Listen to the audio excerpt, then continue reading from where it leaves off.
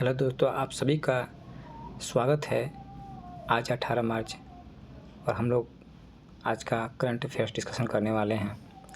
तो शुरू करते हैं। सबसे पहला क्वेश्चन है दोस्तों, हसनदेव वन्यजीव अभयारण्य किस राज्य में स्थित है? इसका सही उत्तर दोस्तों महाराष्ट्र होगा। यह वन्यजीव अभयारण्य महाराष्ट्र के रायगढ़ ज़िले में स्थित है और यहाँ पे अभी हाल फिलहाल में इस वन्यजीव अभयारण्य में शहद की खेती, शहद का प्रोडक्शन किया गया है, इसलिए वन्यजीव अभयारण्य चर्चा में बना हुआ है। और यह जो अभयारण्य है इसे पश्चिमी घाट के तटीय वुडलैंड पारिस्थितिकी तंत्र की रक्षा के लिए बनाया गया था और यह 17,250 एकड़ में फैला हुआ है, जहाँ पर जंगल, घास का मैदान और आर्द्र भूमि स्थित है। पहले यह क्षेत्र कभी मुरुंद जंजीरा रियासत का शिकारगाह हुआ करता था। नेक्स्ट है दोस्तों, ऑल बोडो स्टूडेंट्स यूनियन का 97वां वार्षिक सम्मेलन कहाँ आयोजित किया गया? इसका सही उत्तर दोस्तों असम होगा। असम में आपसू का यह सम्मेलन आयोजित किया गया है और इस 97वां वार्षिक सम्मेलन को हमारे गृह मंत्री अमित शाह ने संबोधित किया और उन्होंने जो 2020 में बोडो शांति समझौता हुआ था उसकी सफलता पर प्रकाश डाला और इसमें बोडो बहुल क्षेत्र, जो विशेष रूप से बोडोलैंड प्रादेशिक क्षेत्र में शांति और स्थिरता लाने के लिए शांति समझौता किया गया था। इसमें भारत सरकार, असम सरकार और national democratic front of Bodoland सहित बोडो संगठनों ने इस पर साइन किए थे।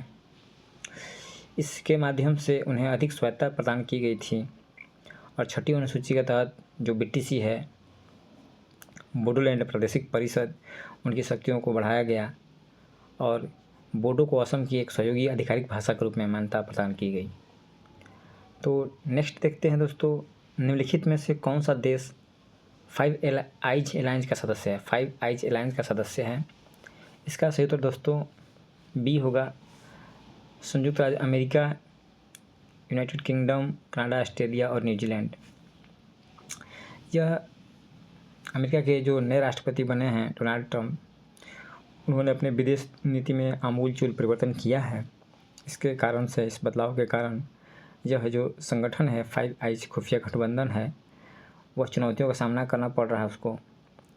और यह मुख्य रूप से जो संगठन था, एक गुप्त संगठन था जो खुफिया साझाकरण हेतु काम कर रहा था और इसका गठन द्वितीय विश्व युद्ध के बाद 1946 के UK-USA समझौते के आधार पर किया गया था।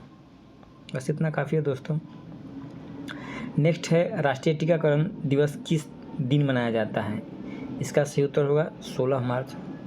16 मार्च को राष्ट्रीय टीकाकरण दिवस मनाया जाता है क्योंकि 16 मार्च 1995 को पल्स पोलियो टीकाकरण कार्यक्रम के तहत दिए गए मौखिक पोलियो वैक्सीन की पहली खुराक का यह प्रतीक है।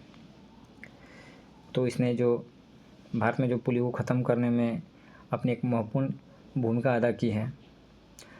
यह भारत की टीकाकरण की उपलब्धियों को दर्शाता है दोस्तों। नेक्स्ट है, महिला प्रीमियर लीग जो WPL 2025 का आयोजन हुआ, उसका फाइनल किस टीम ने जीता? तो मुंबई इंडियंस ने तीसरी बार जीता है दोस्तों, दिल्ली कैपिटल्स को हरा करके। और जो उनकी कप्तान है मुंबई इंडियंस की, हरमनप्रीत कौर, उन्होंने 66 रन की जो है पारी खेली और इसके लिए उन्हें प्लेयर ऑफ द मैच चुना गया। वहीं पूरे टूर्नामेंट में शानदार जो प्रदर्शन करने वाली नेट साइबरब्रंट को प्लेयर ऑफ द सीरीज़ के खिताब से नवाजा गया। इम्पोर्टेंट है दोस्तों। नेक्स्ट है, हाल ही में किन दो देशों ने आर्थिक संबंधों को बढ़ावा देने के लिए मुक्त व्यापार समझौते पर बातचीत फिर से शुरू करने की घोषणा की है? अभी दोस्तों न्यूजीलैंड के जो प्रधानमंत्री हैं उनका भारत दौरा हुआ था और भारत न्यूजीलैंड के बीच में मुक्त व्यापार FTA का समझौते के लिए बातचीत फिर से शुरू हो गया है। तो दोनों देश अपने आर्थिक संबंधों को बढ़ावा देने के लिए FTA पर सहमति व्यक्त करने हेतु बातचीत कर रहे हैं। नेक्स्ट है, भारत के एकमात्र गिद्ध अभयारण्य रामदेवरा बेटा किस राज्य में स्थित है? इसका सही उत्तर दोस्तों कर्नाटक हुआ। कर्नाटक में भारत का एकमात्र गिद्ध अभयारण्य रामदेवरा बेटा स्थित है और यहाँ पे गिद्धों का जो प्रजनन करवाया जाता है। जो गिद्ध प्रजाति है वह अभी भारत में लुप्त प्राय प्रजातियों में से एक है, तो इसलिए यह अभ्यारण्य में उनका संरक्षण किया जा रहा है। नेक्स्ट, मेथामेफेटामाइन की गोलियाँ किस प्रकार का पदार्थ है? मेथामेफेटाइन दोस्तों ये साइकोस्टिमुलेंट ड्रग है, उत्तेजक ड्रग है जो शरीर में उत्तेजना पैदा करता है। और हाल फिलहाल में नॉर्थ ईस्ट में मिजोरम म्यांमार बॉर्डर पे असम में एक 155 केजी की बड़ी खेप को पकड़ा गया है। तो ये जो ड्रग है कोकीन की तरह ही शरीर में उत्तेजना पैदा करता है। नेक्स्ट है, कुर्स्क के क्षेत्र कहाँ स्थित है?